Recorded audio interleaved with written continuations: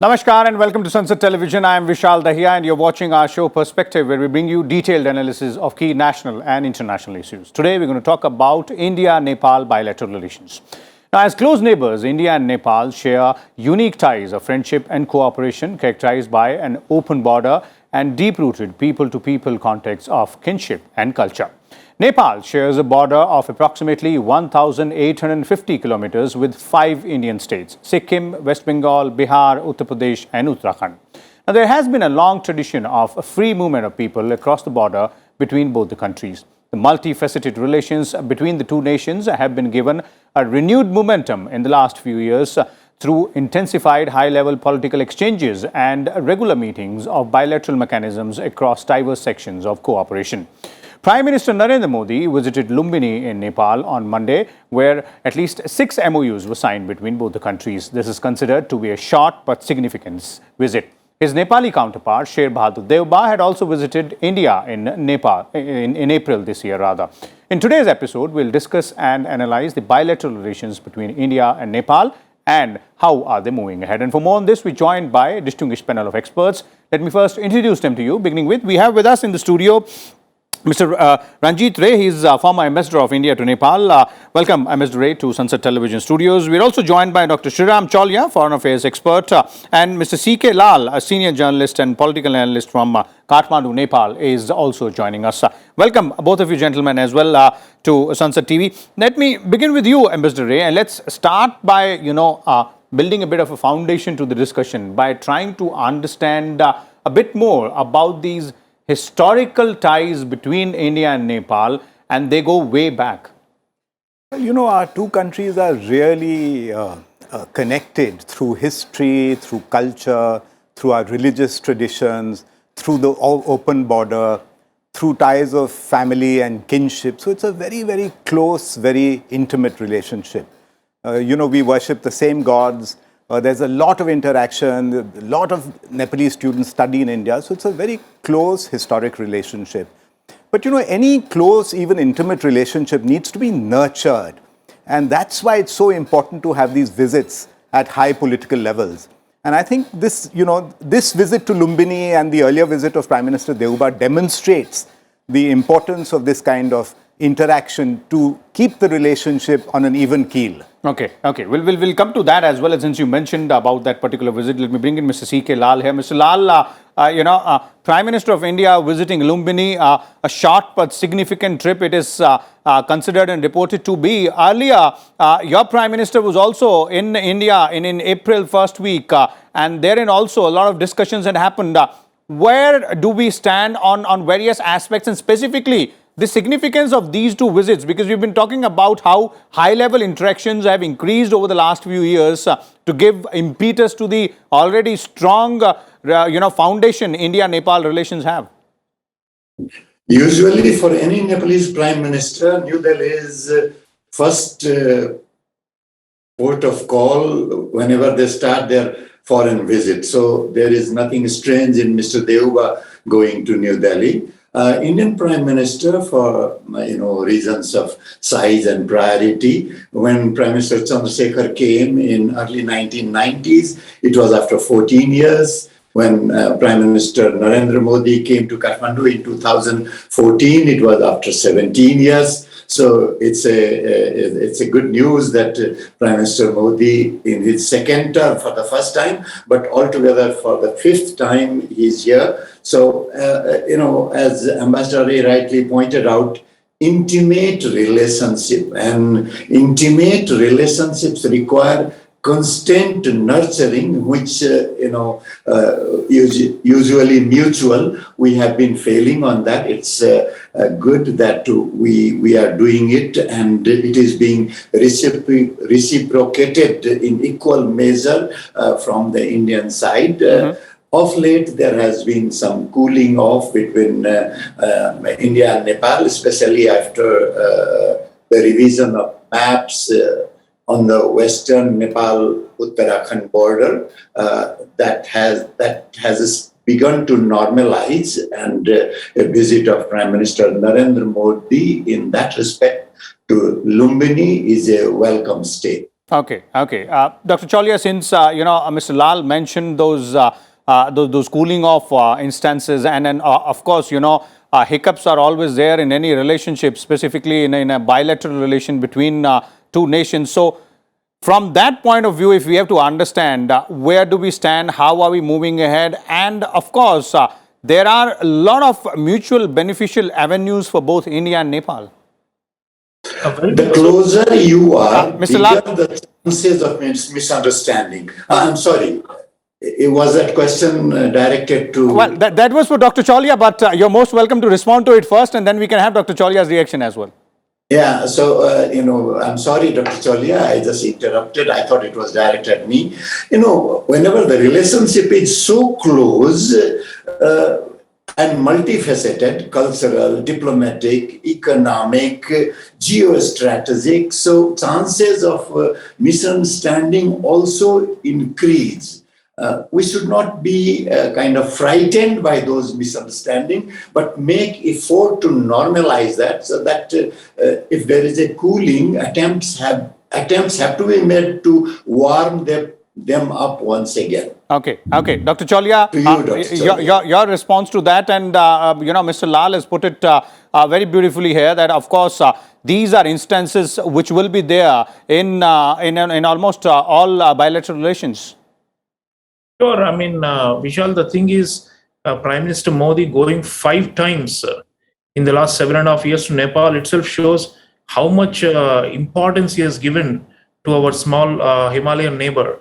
And I think he came in the very beginning understanding the strategic importance of Nepal as a buffer between us and China, and also the cultural linkages. See, whenever he goes, he makes it a point to reach out to the hearts and minds of Nepalese people, be it Pashupatinath or Janak Puri for the Hindus, and now he has gone to the Buddhist pilgrimage center and so I think Maya Devi. So what all this does is, I think both the Ramayana and the Buddhist circuit are embedded in the hearts and minds of people of both sides.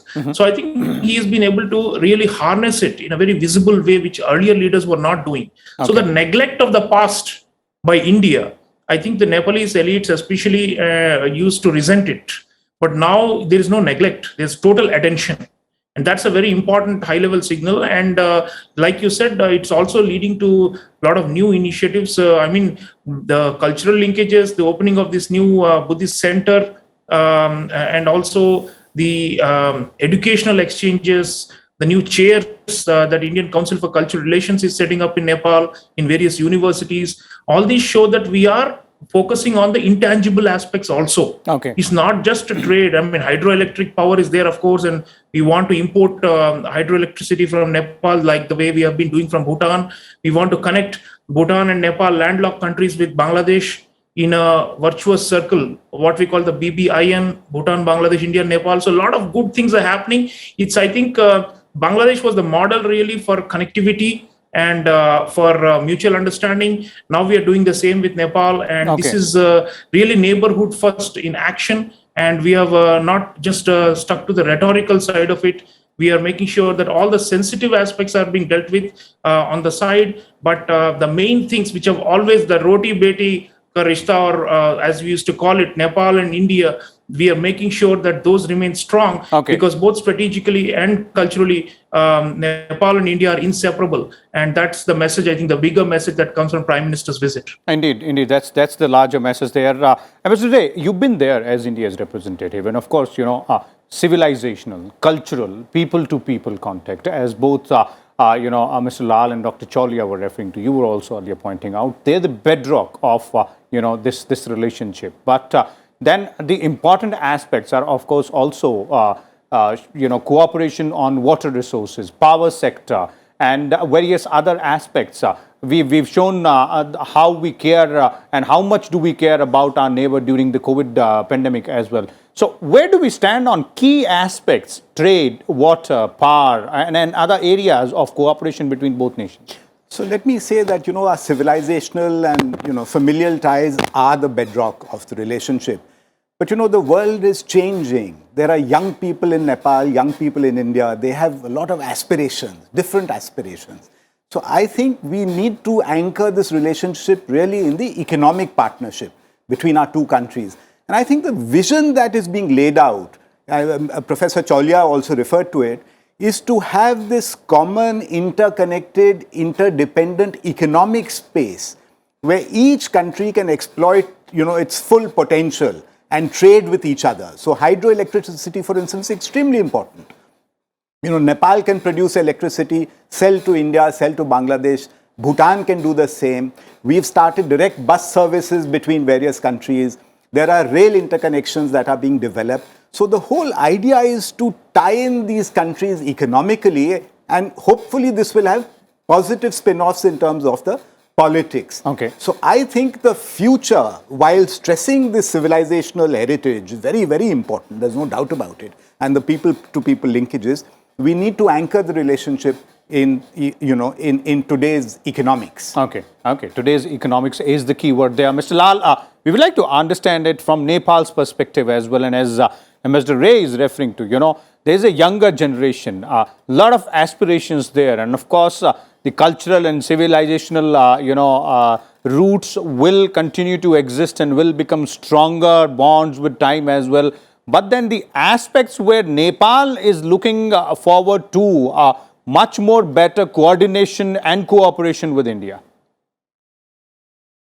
Yes, we are stuck too much in the past. Civilizational ties, no one can undermine it, but beyond a point, it's very difficult to stretch it. Similarly, this whole idea of buffer state, dates back to British India. What we need to do is root our relationship in the present, which is, let's see, what are problems of Nepal and where India and Nepal can work together for mutual advantage, then orient it towards a shared future. Civilizational ties, for example, Buddha was born in Nepal, then he gained Buddhahood in Bodh Gaya, first preaching in Sarnath. So you take the triangle, 2 points in India, 1 in Nepal. Present day India, present day Nepal. Similarly, you take this Ramayana circuit. Janaki was born in Janakpur Dham, married to Ayodhya. So that circuit is there. These myths or histories will leave. Then you come to this buffer state idea that Nepal has to remain non-aligned, maintain its distance, and take the punch from both sides without letting it go to the other. Those are very past-oriented. In present, what we need is Nepal is, despite calling it India-linked or whatever, it is a landlocked country. From 3 sides we have India, and from another we have Tibet region, China. It's not a very easy position. So how to connect with the outside world? And there is another difficulty. States bordering Nepal are some of the most backward states of India. So unless those states prosper, it's very difficult for Nepalese economy to take off. Okay. That is another present problem. Third present problem is that Nepal is treaty bound with India with 1950s treaty. But we also have what I call 2 land neighbors, China and India, and 1 sky neighbor, USA, which is a neighboring country of every country in the world. So balancing these 3 is a challenge. We cannot, whoever is in power in Nepal cannot afford to do what any of these 3 want every time. This is a great balancing exercise. Then we come to the future orientation, which has to be economy, for the aspiring middle class of Nepal, which is pretty much globalized, considers itself rooted into Nepal, but pretty much a global citizen.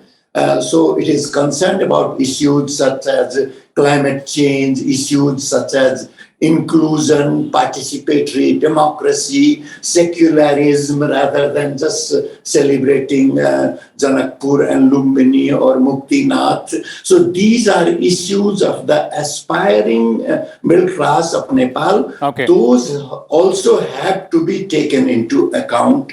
So how to, maintain civilizational links, because they are between people to people of these two countries, Okay. and date back before these two modern entities, India in 1947 or Nepal with Sugauli Treaty in 1814-16 came. So these relationships have remained for millennia. Okay. So we have to give it continuity. Okay. The present educational relationship, health relationship, not just roti beti, bread and bride, but what is called roji roti, employment opportunity. Okay. Nepal is one of the biggest contributors to remittance to India as well. Not Okay. just Indian remittance coming to Nepal. So, Mr. Lal, Mr. Lal, if despite we have our to, size, that's an if we have to important- sum up what you're trying to present here, is there are two aspects to it: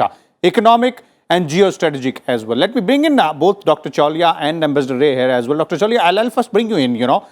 The aspirations from our neighbor in two aspects broadly: economic aspects, wherein a bit more coordination, a lot more cooperation to ensure that Nepal also benefits economically. And from a geostrategic point of view also, it's really significant from India's angle. Yeah, we have done, we have tried to maximize the potential economically. The integrated checkposts that India has helped to build has been instrumental in raising the trade volumes. It's now close to $10 billion per annum. It's the second best in South Asia after India, Bangladesh. So this is this relationship is going up. And of course, 8 million Nepalese have open border and opportunities to earn a living in India. And I would say that apart from this, the potential is there for enabling manufacturing inside Nepal and for Indian investors to play a bigger role there, so that they can export more via the BBIN corridor and other means. Geopolitically, yes, I mean, a smaller country will always want to play off bigger players and try to extract. But I think that they do understand India's sensibilities and sensitivities with regard to Chinese expansionism and hegemony. And they will want to make sure that India's security interests are also protected. So I think it's a healthy relationship now. There was a time when there was a so-called unified leftist government that had a strong Chinese interference in it. And they, unfortunately, in Nepal, sometimes there is a so-called anti-India card that is raked up by people for pure domestic political football, to take pot shots at each other within the domestic political electoral arena in Nepal. But I think we are moving in a different direction, because Prime Minister Modi is touching every aspect of a Nepalese society through his outreach, and our policies are also more liberal now. In fact, Prime Minister Deuba mentioned that fertilizer, there was a severe shortage of fertilizer for farming in Nepal. The bulk of it is aimed at Nepal and Bhutan. Earlier Afghanistan was a recipient, now it's no longer. So our ODA, as we call it, Overseas Development Assistance, Nepal is one of the topmost recipients historically and will remain so. So I think it's not a dependent relationship. We do respect small countries. Prime Minister has made a point to respect all small countries, and we are not at all playing any big brother role. Rather, what we're trying to do is to bring them into a collective formation which will be mutually beneficial and create those webs of connectivity. And I think ultimately that will solve our geopolitical dilemma, because people of Nepal realize who their true allies and true friends are once they look up north and once they look down south. Okay. Ambassador Ray, on these two aspects, economy and geopolitical issues as well. As Dr. Chaulia was pointing out clearly that a lot has been done, but a lot more is required to be done, as Mr. Lal is referring to, from Nepal's point of view. So what do you suggest in terms of the strategy from here onwards? And of course, India, as Dr. Chaulia was pointing out, has kept its neighbor first policy and has not tried to play a big brother role. Well, on the geopolitics first, what's happening in the world is obviously impacting Nepal.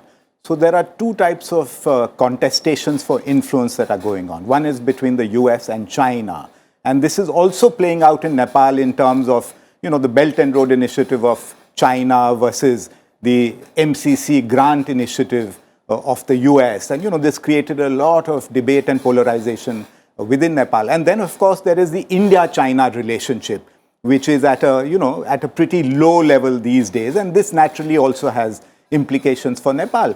So what we see in recent years, and Professor Chaulia referred to it, is China's, expanding footprint. And not merely in terms of projects, but in terms of actual involvement in domestic politics in Nepal, and particularly in the left parties or the communist parties. So I think this is something that India obviously has to be very cautious about. As far as the economics is concerned, I think economics is key. And if we, step up our engagement in terms of connectivity, infrastructure projects, in terms of hydropower, and, there's a very major development today where Arun 4, an agreement has been signed. I think it's a 650 megawatt project. Indeed. And we're already doing Arun 3. There's the Upper Karnali project. There is a Pancheshwar project, which is 5,000 megawatts. And if you take into account the total investment, it's going to, be upwards of $10 billion US. So there is a lot that is going on. But I think this is what we need to do. My view is that if we take care of the economics, other issues will hopefully take care of themselves. Okay. Clearly, if the economy is taken care of, the other issues will get resolved, of course, automatically, because the standard of living will go up, and the aspirations which we were earlier talking about the young generation on both sides, that'll also be taken care of. Thank you so much, Ambassador Ray, Mr. C.K. Lal, and Dr. Shriram Chaulia as well, for sharing your views and insight with us and our viewers. As our experts were pointing out, clearly the relationship between India and Nepal has a very strong foundation based on the civilizational, the cultural, people-to-people ties between both the countries. But with the new generation, the younger generation trying to move forward, have more aspirations. The idea is to do more on the economic front, and of course, the geopolitical front will be a challenge for both the countries to navigate the issues there. We'll keep a close watch on all the developments on this particular front and keep on bringing you all the details as well. Till then, keep watching Sansad Television. Thank you.